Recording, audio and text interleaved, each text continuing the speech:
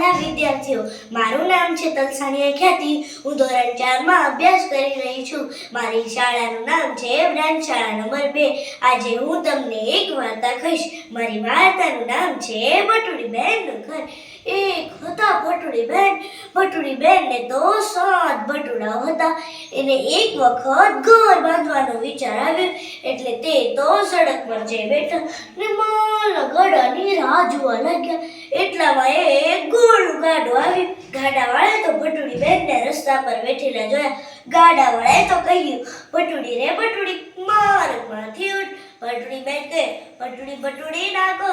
ભટુડી બેન કહીને બોલાવો. ચાલો હવે ભટુડી બેનને ઘર બાંધવામાં મદદ કરો ને ગોળની બેલો ઠલવીને જાઓ, તો જ હું માર્ગમાંથી ઉઠીશ. ગોળના ગાડાવાળાએ તો ભટુડી બેન કહીને બોલાવ્યા ને ગોળની બેલીઓ ઠલવી નાખી ને ભટુડી બેન ગોળની ભેલીઓ લઈને જંગલમાં મૂકી આવ્યા.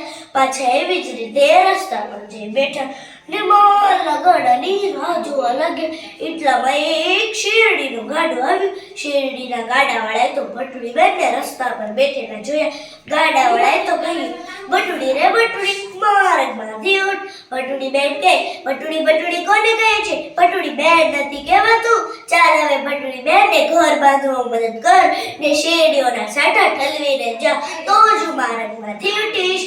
શેરડીના સાંઠાવાળાએ તો ભટુડી બેન કહીને બોલાવ્યા ને શેરડીઓના સાંઠા ઠલવી નાખ્યા ને ભટુડી બેન પણ માર્ગમાંથી ઉઠીને શેરડીઓના સાંઠા જંગલમાં મૂકી આવ્યા.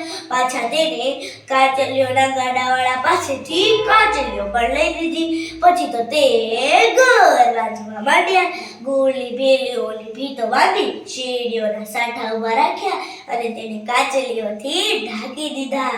પછી તો તે ચાલ્યા પાણી ભરવા ને ભટુડાને કહેતા ગયા કે હું જ્યારે એમ કહું કે ગોળ કેરી પિત્તલડી ને શેરડી કેરા સાઠા, કાચલી ગરછા ભટુડા બારણા ઉઘાડો, ત્યારે જ બારણા ઉઘાડજો.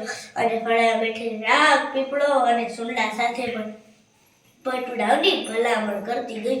અને આ બધું એક વાઘ પાછળની ભીત ઉપર ઊભો રહીને સાંભળી રહ્યો હતો.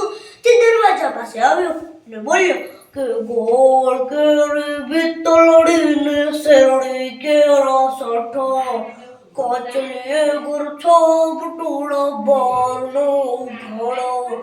ફળ્યા બેઠી રાત બોલી, એલા ભટુડા, બારણા ઉઘાડશો માં? આ તમારી માં નથી, આ તો એક વાઘ છે. તે તમને બધાઓને ખાઈ જશે. આટલું કહેતા તો વાઘ ગુસ્સે થઈ ગયો અને રાગ પીપળો અને સુંડાને લઈ દૂર ફેંકી આવ્યો અને ફરીથી પાછો બોલ્યો કે ગોળ કેરી પિત્તલડી ને શેરડી કેરા સાઠા, કાચલી ગરછો ભટુડા બારણો ઉઘાડો. બચ્ચાએ તો બારણા ઉઘાડી દીધા. ત્યાં જ એક દરવાજા પર ઉભેલો કદાવર વાઘ તે બધા બચ્ચાઓને ખાવા જઈ રહ્યો હતો. પણ એક નાનું બચ્ચું બીતું બોલ્યું કે વોગ મોમો અમે ભટુડો નાનો, માનતી ઘરમાં રહે છો ન મનો, બોત ન ભટું લઈને આવશે મારી માં, તમે અમને ખાવ નહીં. વાકે, હું તમને ન ખાવ તો હું શું ખાવ? ત્યાં જ ભટુડી બેન આવી ગયા.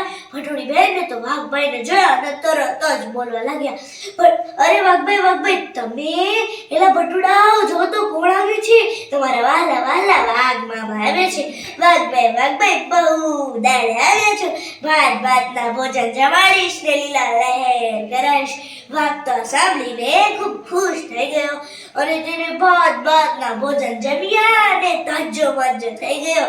અને તેની બહેનને કહેતો ગયો કે ભટુડી બેન, તું તો મારી બહેન છે, હું તને ખાવ નહીં. ભટુડા તો મારો ભોણે છે, હું તને મારું નહીં. આટલું કહીને વાઘ તો જંગલમાં ચાલ્યો ગયો અને બધા જ ભટુડા માને વળગી પડ્યા. અસ્તુ જય જય ભારત.